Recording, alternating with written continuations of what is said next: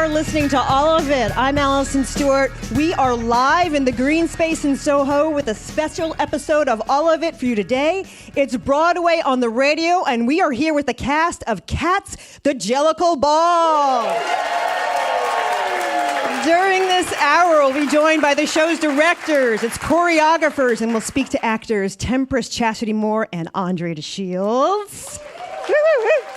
And of course, we're going to have live music for you. Let's hear it for the band. If you're not here with us in person or listening to us, you can see this shindig by going to WNYC.org, where you can watch a free live stream of today's broadcast. Are you ready for some OPULENCE opulence? Here on lead vocals is Sidney James Harcourt as Rum Tum Tugger, with backing vocals from Darius Wright and Garnett Williams. This is Cats, the Jellicle Ball.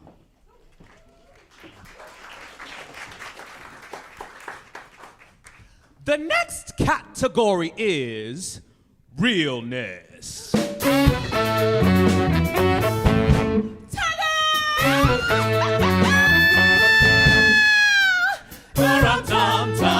Is a curious cat. If you offer me pheasant, I'd rather have grouse. If you put me in a house, I much prefer flat. If you put me in a flat, then I'd rather have a house. If you set me on a mouse, then I only want a rat. If you set me on a rat, then I'd rather chase a mouse. The Rum-Tum-Tugger is a curious cat. And there isn't any call for me to shout it. He will do as he will do. And there's no doing anything about it.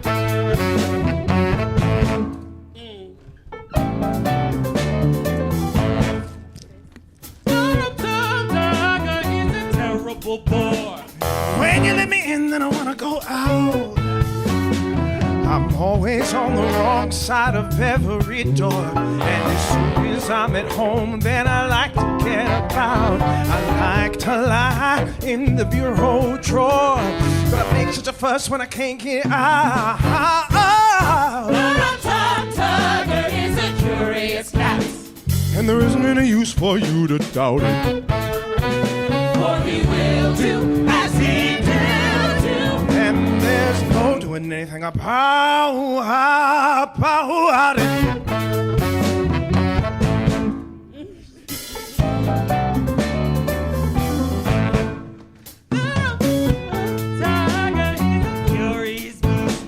My disobliging ways are a matter of habit. If you offer me fish, then I only want to feast. If there isn't any fish, then I won't eat a rabbit. If you offer me cream, then I sniff and sneer. For I only like what I find for myself. Nah, but you catch me in it right up to my ears if you put it away on a lot of shelf. The Rum-Tum-Tugger is artful and knowing. The Rum-Tum-Tugger doesn't care for a cuddle, but I'll leash up on your lap in the middle of your song, for there's nothing I enjoy like a harbor.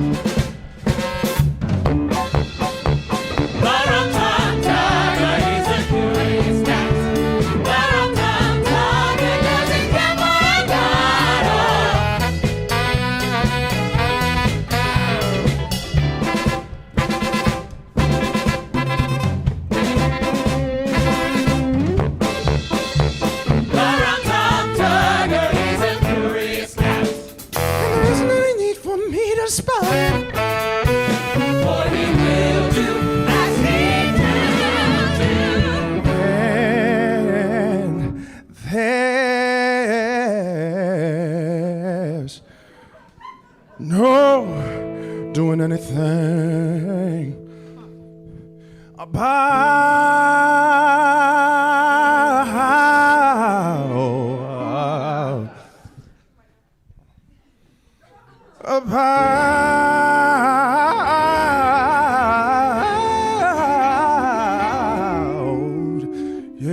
Yeah. Up high.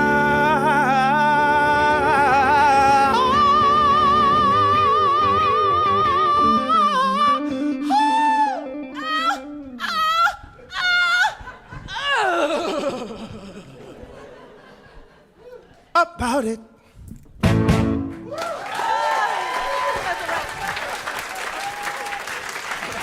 That was Sidney James Harcourt, Rum Tum Tugger, and the cast from Cats, the Jellicle Ball. This is all of it. We're here live in the green space with the stars of Cats. I'd like to introduce to you right now the co-directors of Cats, Bill Rausch and Zalen Livingston. Thank you for being with us. So you had a memory. You were sitting in a bar, and you had this vision of a man at a gay bar, an older man singing Memory. What about that image was important to you, and what did it strike in you? You know, the song is so beautiful and so melancholy, and it just felt like being sung by an older person in a queer context would bring out contours in the music and in the lyrics that could be very powerful. So that was the original impulse. Zalen, your first exposure was to Cats as a preschooler. You were watching Barney's Great Adventure. That's true. How did Barney bring you to Cats? And what did you like about it as a kid? That's a great question. So I would watch this movie, Barney's Great Adventure, and on the trailers they would show a trailer of the pro shot of Cats from 1997, 98, and I didn't know what I really was looking at. I just knew that the way these people were moving and what they dressed like felt, you know, like it did something tingly in my stomach, and I didn't know what it was going on. And one day I went to Blockbuster with my mother, and I saw the box set of this pro shot with the black case and the yellow eyes, and I said, I want to watch that. And she was like, you don't want to watch that. And I was like, I do want to watch this. And so she was like, okay, well, if I get this, you have to watch it because, you know, Blockbuster cost money. And so I got it, and the story goes, she put it in the VHS, and I sat 5 inches away from the television, and I didn't move for 2.5 hours. I didn't ask for food. I didn't go to the restroom. And then that's when she knew I had a problem. You said before that you and Bill were joking with a friend about turning Cats into a production where there weren't cats. The cats weren't cats. What was interesting to you about that idea, and that in what way did it seem impossible? We know it's possible, but at the time...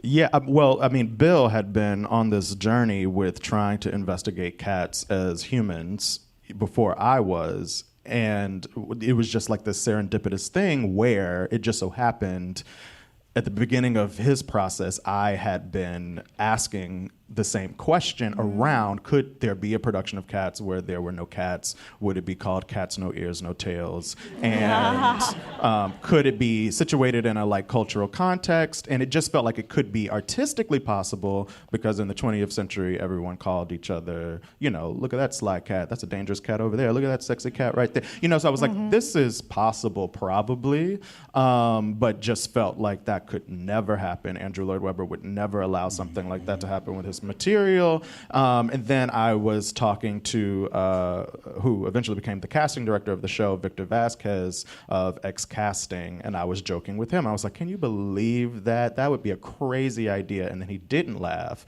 and he said, you need to talk to Bill Rausch. And I was like, okay.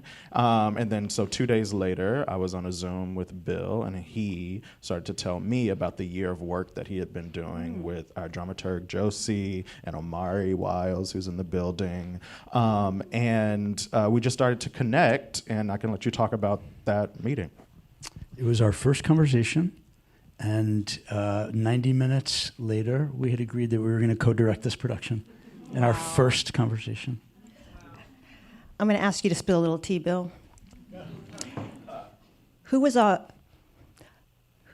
someone who didn't quite believe in your vision? Who did you have trouble convincing that this would be an important show?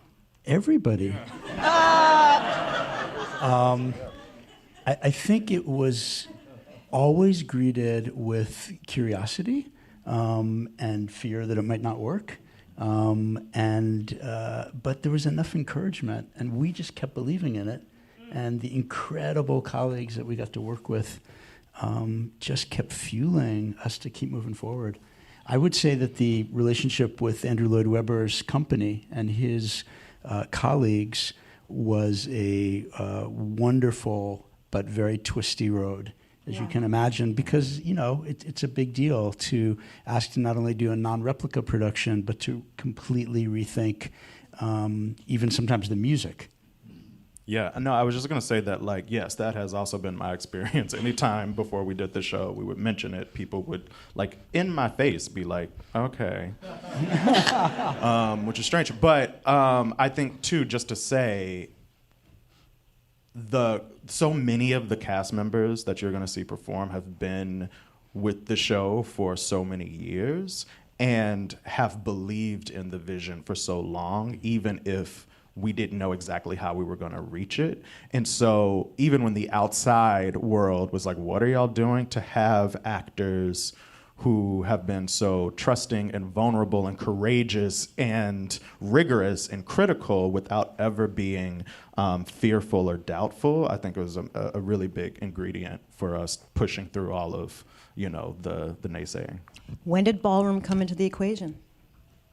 As Jalen mentioned, that Josie, our dramaturg, and Omari and I began to work on this during the pandemic, and we knew from the very beginning that it was ballroom. I had thought about, as we talked about earlier, a gay bar, but picking up the libretto again years later, it's clearly set at a ball. It's a competitive ball. It goes all the way through the T.S. Eliot words.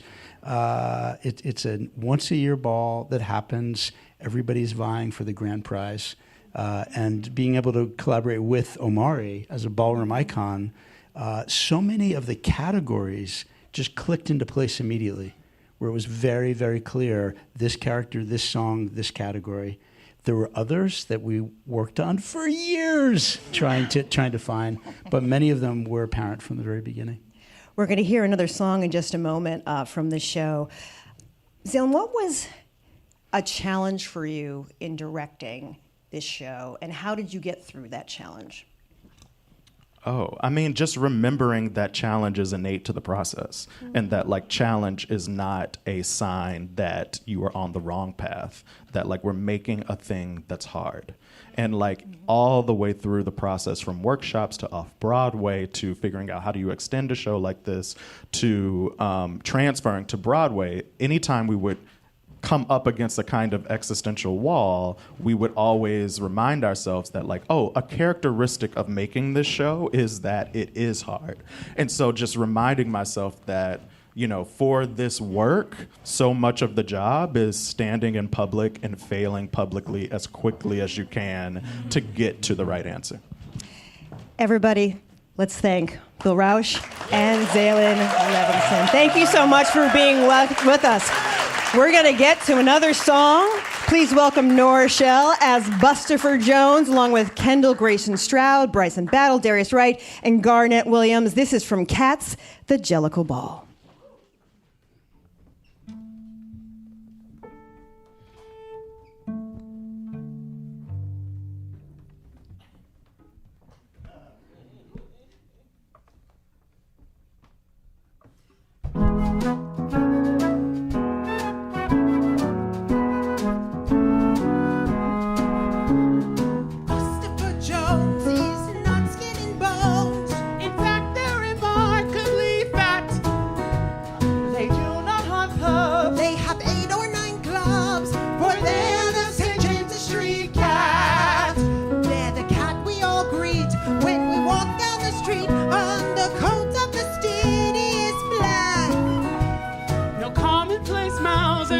Such well-cut trousers or such an impeccable back.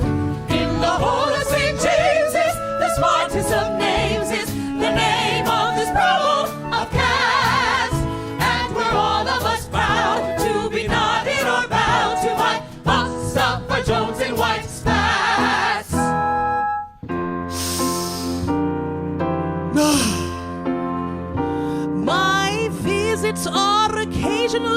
senior educational, and it is against the rules for any one cat to belong both to that and the joint superior schools.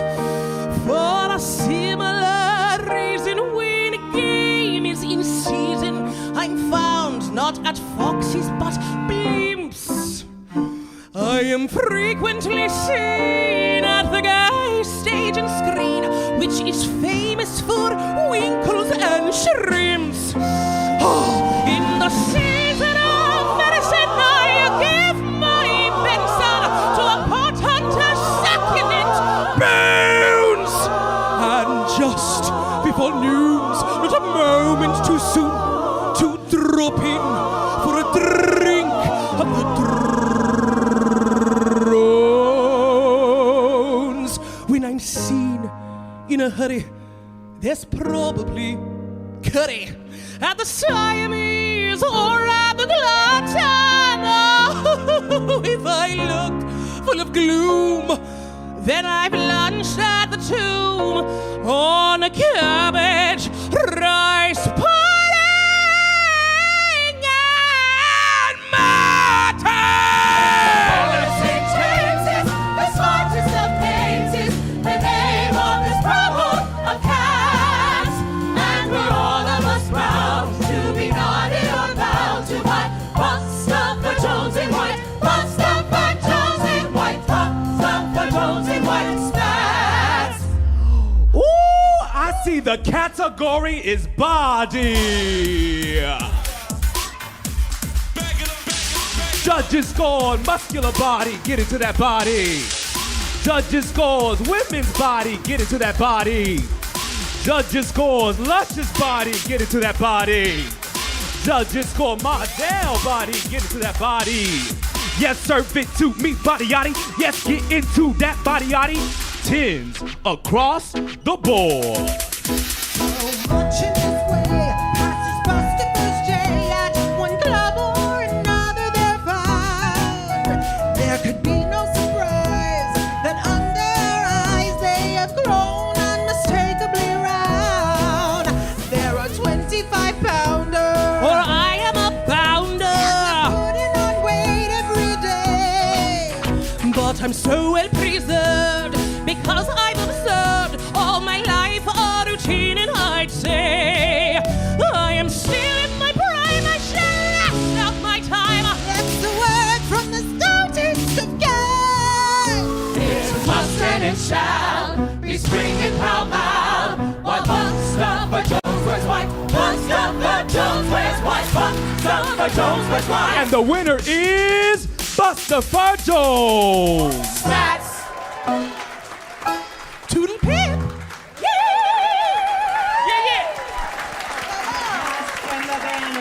Jellicle Ball. We have more music on the way. This is Broadway on the Radio from all of it on WNYC, live from the green space. Stay with us.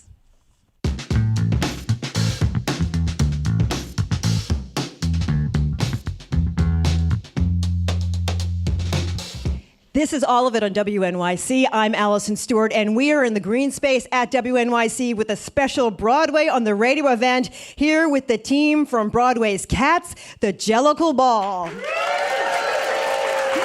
If you're listening on the radio, you can go to WNYC.org to watch the live stream. And now, please welcome BB Nicole Simpson and Garnett Williams and the cast of Cats to introduce us to a one-of-a-kind cat. This is Macavity, the mystery cat.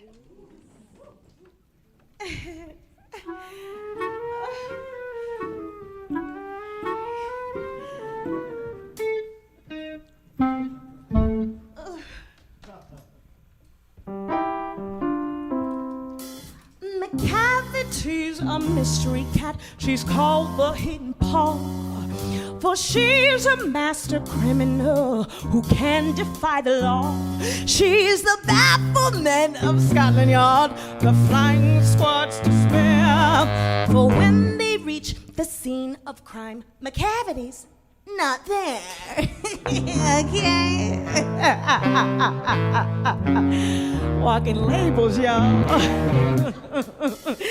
She say she love me, she put me in Chanel.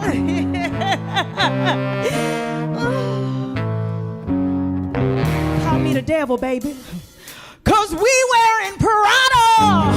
Macavity, Macavity. There's no one like Macavity. She's broken every human law. She breaks the law of gravity. Her powers of levitation will make a faker stare. For when you reach the scene of crime, Macavity's not there. You may seek her in the basement. You may look up in the air.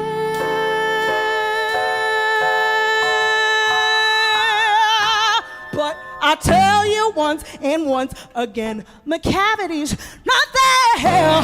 Macavity's a ginger cat. She's very tall and thin. You would know her if you saw her, for her eyes are sunken in. Her brow is deeply lined with thought. Her head is highly domed. Her coat is dusty from neglect. Her whiskers are uncombed. She sways her head from side to side with movements like a snake. And when you think she's half asleep, she's always wide awake. Macavity, Macavity, and no one like Macavity. But she's a fiend, feel like shape, a monster of depravity. You may meet her in the by street, you may see her in the square. But when the crime's discovered, then Macavity's not. She's outwardly respectable. I know she cheats at cards. She do. And her footprints are not found in any miles of Scotland Yard. And when the Lord is lieutenant, Or the jewel case is rifled, or when the milk is missing, or another piece been stifled, or the greenhouse glass is broken, oh! And the trellis past repair. There's the wonder of the thing. Macavity's not there. Macavity, there's no one like Macavity that ever was a cat of such deceitfulness and suavity. She always has an alibi and one or two to spare. Whatever time the deed took place, Macavity wasn't there. And they say that all the cats whose wicked deeds are widely known. I might mention Mungo Jerry. I might mention Griddlebone are nothing more than agents for the cat who all the time just controls the operations. The Napoleon of crime.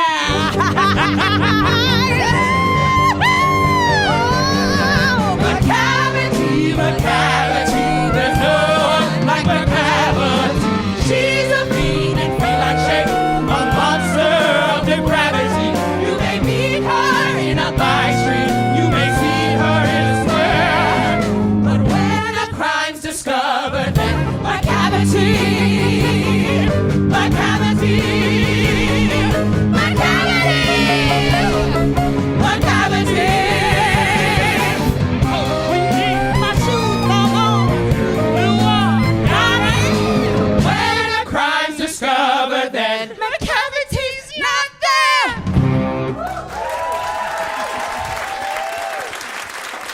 That was BB Nicole Simpson, the cast of Cats, the Jellicle Ball. This is Broadway on the radio, on all of it, live from the green space. Let's hear it again for the band.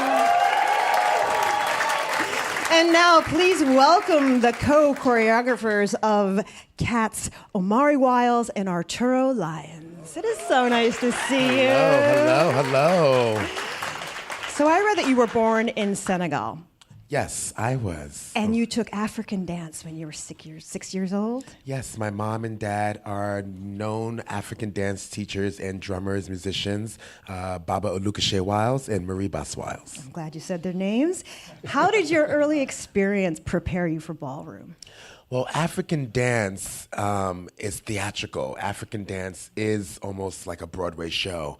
All the layers of music, singing, dance, theater, the storytelling, it's all layered within itself. So I felt like I grew up already on stage. I was pretty much born on stage. Arturo, your dance credits run deep. You helped launch HBO's Vogue competition, Legendary. How did you meet Amari?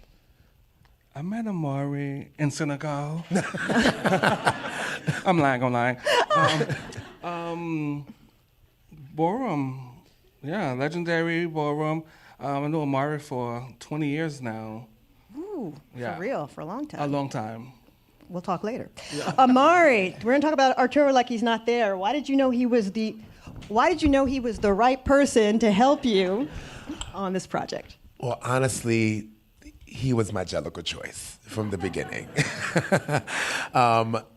Arturo's mind, Arturo's engineering, Arturo's heart and love and passion for dance and creativity, it really stood out for itself. Joining the ballroom scene, he was already a legend and someone that I admired when I saw hit the floor competing. And then being invited by him to do various projects, dance videos that he would choreograph, really just kept me on the right path of being a professional dancer, but also being a passionate dancer. And through his passion grew my passion. And I would not have picked anyone else to take this journey with. He has helped me grow. He has helped this show grow. He literally tells me yes and no to what, and you need someone that's going to be honest with you. You need someone that's going to encourage you, but also we work so well together, and the energy that we bring together, I mean, it's a dynamic duo. You cannot split us apart. Arturo, what did you learn about Broadway now that you've been on Broadway? It's very strict. It's strict. Tell me more. Yeah. So, in ballroom, we have rules, but it's very lax about it. They don't play that here. You need to be on time. You need to know your cues. You need to know the terminology. You need to know how to read music. It's a lot, but it's great. In this show, you mix ballroom with Broadway. How did that shape the choreography? Well, honestly, when you think of ballroom and you think of the theatrics and the whimsical energy that we bring, it's goes hand in hand with Broadway. And I think the energy on stage is to perform, right? It's to entertain. And both worlds go hand in hand with that. So it was really, honestly, besides understanding the difference in the music, it was really easy to understand the character and what we wanted to represent as far as ballroom and as far as musical theater, how we wanted to approach the choreography, but not just the choreography, but also just the energy of each piece and each number, to the point where you don't need to see the choreography. You don't need to see them in costume. You can just feel it in their voices that they're being ballroom and that at the same time they're enjoying musical theater. Yeah. Arturo, each song gets its own competition category. Can you explain how you adapted that from ballroom culture for Broadway? Yes, because each character has their own personality, and in ballroom, each category will have their own personality. Like, for instance, Tugger, he wouldn't necessarily be a vulgar or a vogue femme because realness is something that's more masculine presenting. So he would be realness, that's his category in the show. So it would be something masculine, as something like the tag team would be a voguing category, something more feminine, something more sneaky, more cunning, more catty. Cats is a super athletic show, but it also has reverence for age and wisdom. The elder cats and the house mothers receive a great deal of respect in this show, and the show is willing to take its time. How did you go about balancing the death drops with the reverence for experience? Well, we didn't want anyone to die, clearly. So those death drops had to be out of the show, and we called them dips, and the dips were. Honestly, it depended on the category that you walked. Not everyone needs to dip, and not everyone needs to vogue. In ballroom, you have to find what category is for you, and I think that speaks to how human each character is and how human the ballroom scene is. We find what is your skill set, your trait, your talent, and we heighten that up through competition, through sportsmanship. We level each other up because of all the shade that was received from society. We decided we'll turn that shade around, right? And how do we turn shade into friendly competition? How do we turn shade into allowing us to see our own growth and our own special or how special we are, right? And in that sense. So with the choreography, with the age, it was really paying homage to our elders. I mean, coming from Senegal and from West Africa, ancestry, elders is so important, and being able to honor our elders is a big thing that we do. And I think in Black culture and it's really important too to respect our elders. So it wasn't saying, oh, you can't do this. It was saying, no, you're seasoned and you do this way. Right? And it was that type of energy and that type of love that the entire cast shows, and the type of respect as well too that the cast shows to the elders. I mean, they are the ones who started. They are the ones who threw the first brick. They are the ones who really helped understand or help the young ones understand who they are, where they come from, and how to love. Yes, clap for that. All right, Arturo, someone's seen Cats and they really want to get into ballroom. Where should they go in New York? I would say OTA first. Yes, there's a Vogue Club in Brooklyn, OTA. A $3 bill. It's that $3 bill. Every other Monday, I think now they have it. It used to be every Monday, but I think it's every other Monday now. You can go there and you can experience a taste of ballroom. A little bit. A little salmon paste, a little taste of ballroom, right? You get to taste that. But there's so many balls that are going on around the world, not only in the States, but you can go, depending on where you are, you can be in Spain, you can be in Paris. You can come to my ball in Paris on September 19th. Yes, Arturo's having a ball in Paris. That's an invitation. I've just heard one. Okay. There's so many balls that's happening. A lot of people who didn't know about ballroom always came to the Latex Ball held by the organization GMHC. August 22nd. That's August 22nd, going to be at Terminal. Who knows? Right. It's there's a lot of access now. Ballroom is no longer underground because this is a community that needs to be seen. This is a community that needs to be spoken of and be celebrated. And so now the doors are open for you to see again how human we are and just how talented these individuals are. But a ball, honey, you can go to the pier on Christopher Street on that green turf and see a ball happen. Okay? And that's what I remember growing up. I remember going to the pier and there were balls that were happening and we would do grand prize was a movie ticket or grand prize was $1. You know what I'm saying? Or grand prize was come with me to get you a slice of pizza. A long time ago. But now the grand prizes are a little bit more, Now you're giving $10,000 away. You're giving $5,000 away. But it's because of the competition has gotten so fierce. It has gotten bigger. But it's also, I think, the need to celebrate someone, to give someone a grand prize so that they can take that and excel within their self and with their craft or within their life, really. Omari Walls and Arturo Lyons, thank you for joining us. We'll have more with Broadway on the radio. Stick around.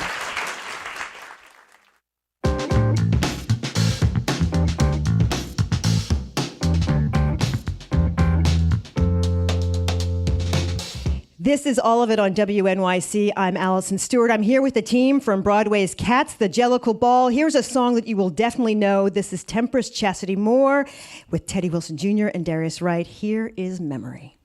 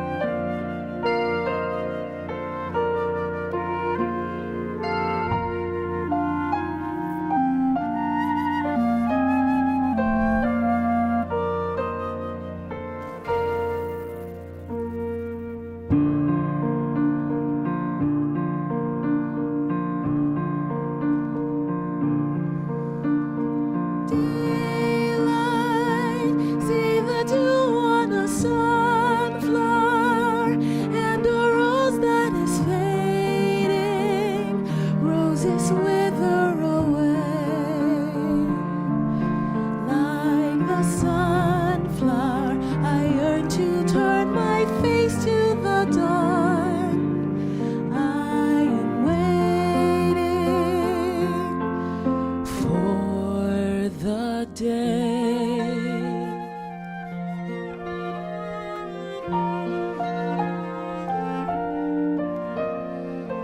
Now, old Deuteronomy, just before dawn, through a silence you feel you can cut with a knife, announces the cat who can now be reborn and come back to a different Jellicle life.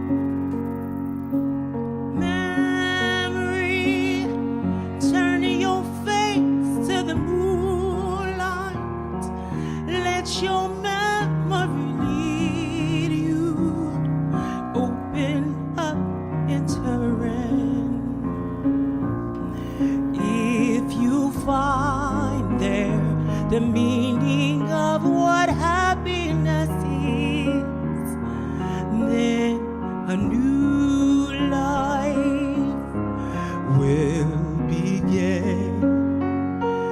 Memory, all alone in the moonlight, I can smile at the old days.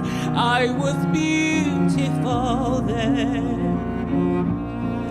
I remember the time I knew what happiness was. Let the memory live again. Burnt out in the smoky days, the stale cold smell of morning. The street lamp dies, another night is over, another day is dawning. Daylight, I must wait for the sunrise.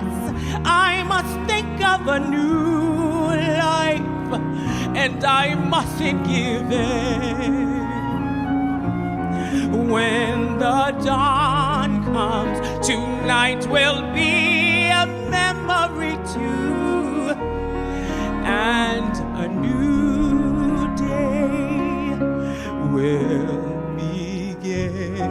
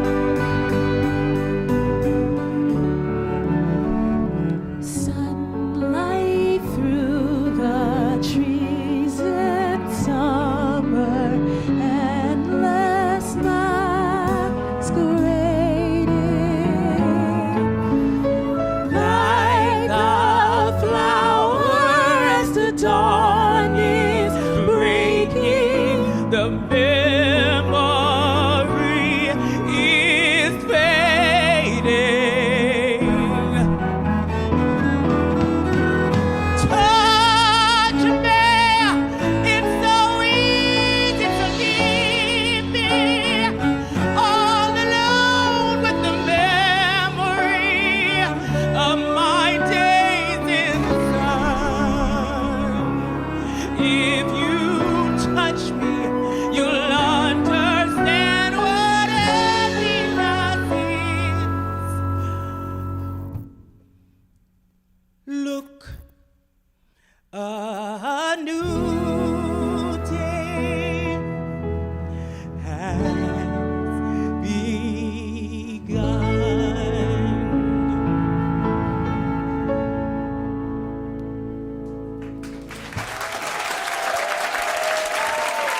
was Temptress Chastity Moore from Cats. Chastity, that is probably one of the most famous songs sung on Broadway. What do you think when you are singing that song?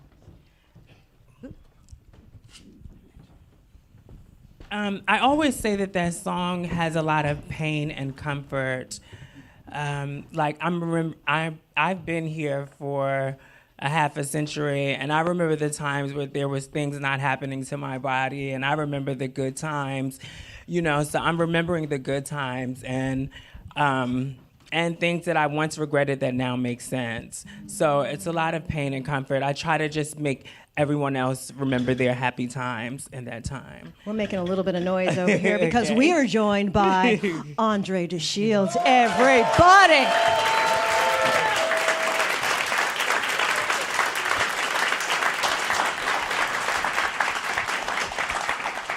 I remember seeing you in The Wiz when I was a little girl. You're not that old. I am that old, but that's another story. You were on Broadway long before Cats started in '81. When you heard that it was coming back and they were using ballroom, why did you want to be part of it? I wanted to be part of it because my formative years are the 60s. My very first professional show was Hair. That was another attempt at mixing generations that had been so far apart for so long. And now, right here, beats the heart of an unreconstructed hippie.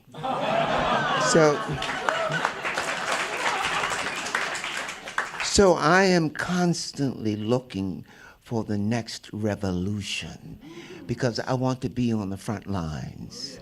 It's not about spilling blood or anything like that, but when there's an intersection such as the first 25 years of the 21st century has presented with us, this intersection between history and evolution, and finally the change that's been sitting on the horizon, the paradigm that says, come, it's my turn, let me in, the power of the feminine.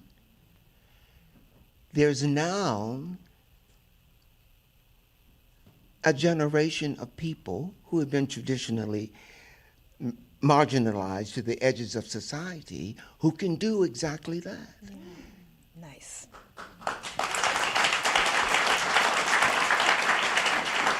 You play Old Deuteronomy. Old Deuteronomy. What is his role in the production, the way you play him? The leader.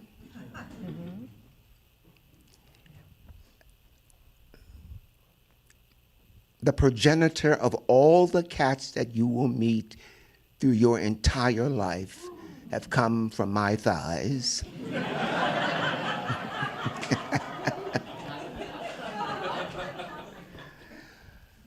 Old Deuteronomy is also the connection between the microcosm and the macrocosm. He's not a god per se, but he is the overlord of these unusual creatures, each of whom has at a minimum 9 lives. Yeah. For Grisabella, glamour takes on a new meaning. What does glamour mean to her?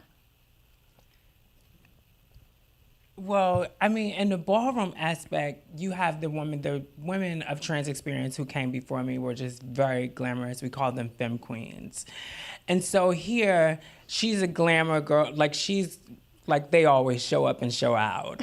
You know that a femme queen is in the building when the femme queen is in the building because she's just extra and she's just glamorous. And this, she's holding on to things that she had before when she once felt more glamorous, but in her mind, she's still glamorous. So glamour just shows up as confidence and pride in who you are and being your full self, and that's how it shows up here. Andre, we're going to hear the addressing of cats, the grand finale. What does this song mean to you? It was an education.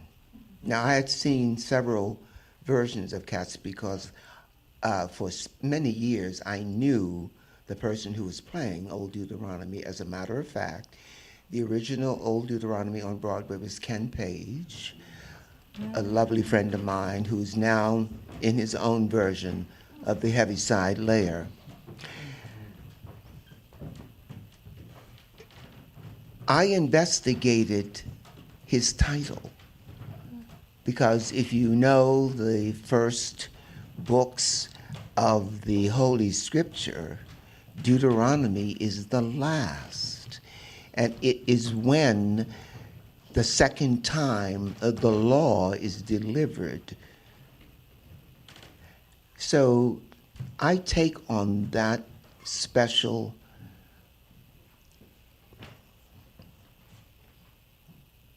activity with this group of people.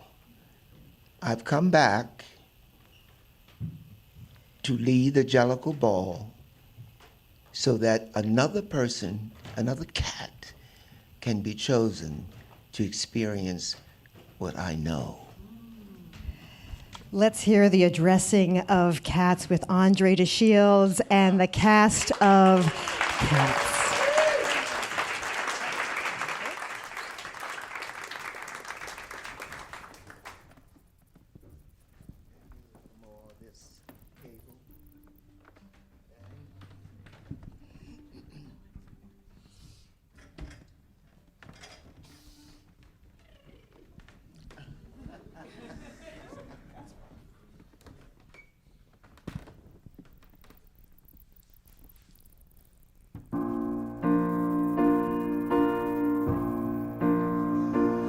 You've heard of several kinds of cat, and my opinion now is that you should need no interpreter to understand our character. You've learned enough to take the view that cats are very much like you. You've seen us both at work and games. You've learned about our proper names, our habits and our habitat. But how would you address a cat? So first your memory I'll jog and say a cat is not a dog. So first your memory I'll jog and say a cat is not a dog. With cats, some say one rule is true: don't speak till you are spoken to.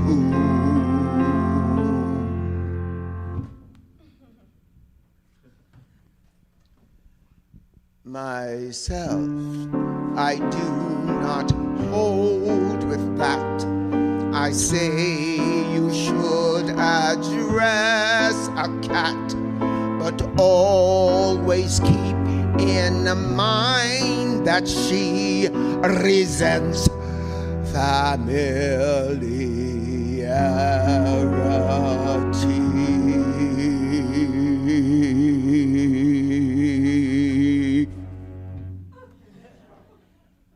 You bow, and taking off your hat, address him in this form.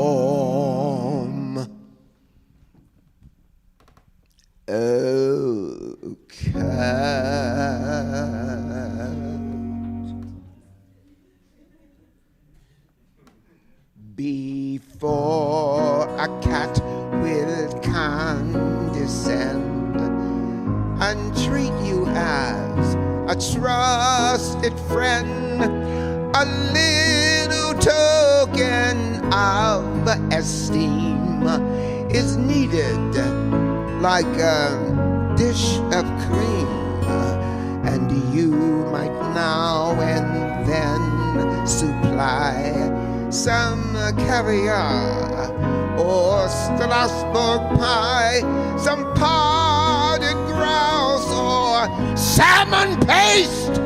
He's sure to have a personal taste, and so in time you reach your aim and call him by his name.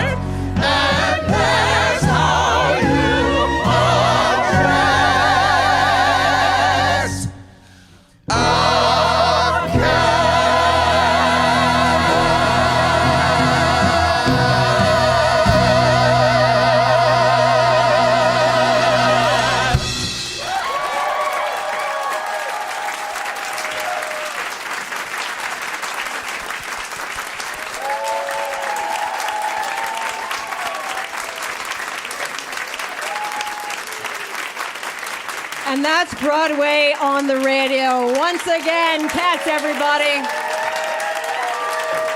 Thanks to Bill Rouse, Zalen Livingston, Omar Wiles, Arturo Lyons, Andre DeShields, and Tempest Chastity Moore. All the cast members, thank you so much. And to the band as well. You can catch Cats, the Jellicle Ball on Broadway, and you can watch this event back on our live stream. Thanks again to Team All of It. Simon Close produced today's event. Thanks to Ryan Wild and the whole team here at the Green Space.